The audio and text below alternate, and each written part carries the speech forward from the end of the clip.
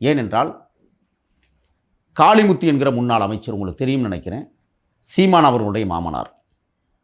அவர் கடலாடி தொகுதியில் நிற்கிறார். துறைமுகம் தொகுதியில் கருணாநிதி நிற்கிறார். கருணாநிதி கடிதம் எழுதுவார். உடன்பிறப்பே, உளுந்தம்பருப்பே, கருவாட்டு குழம்பே, கத்தரிக்காயை எக்ஸ்ட்ராலாம் எழுதுவார். அதில் அவர் எழுதினார், கடலாடியை வென்று வா காளிமுத்து, துறைமுகத்தில் கருணாநிதி காத்திருக்கிறேன் என்று எழுதினார். துறைமுகம் எவ்வளவு முக்கியத்துவம் வாய்ந்த தொகுதியாக இருக்கிறது என்பதற்கு சான்று. துறைமுகத்தை வெல்லப் போகிறோம் தமிழக வெற்றிக் கழகம். ஆகையால் துடிக்கிறார்கள், பதறுகிறார்கள், கதறுகிறார்கள், கலவரத்தை தூண்ட பேசுகிறார்கள். தமிழகத்தையே வெல்ல போறோம் தானே சொல்லிக்கிறீங்க, அதெல்லாம் துறைமுகம் மட்டும். நல்ல கேள்வி. துறைமுகம் தான் எங்களுக்கு முன்னணியில் இருக்க போகிறது. முதல் வெற்றியை ருசிக்க காத்திருப்பதே துறைமுகம் தான். எழுதி வச்சுக்கோங்க. ஏன்னா அந்த அளவிற்கு அங்கே களப்பணியில் எங்களது தொண்டர்களும் தோழர்களும் தீவிரமாக பணியாற்றி கொண்டிருப்பதால்.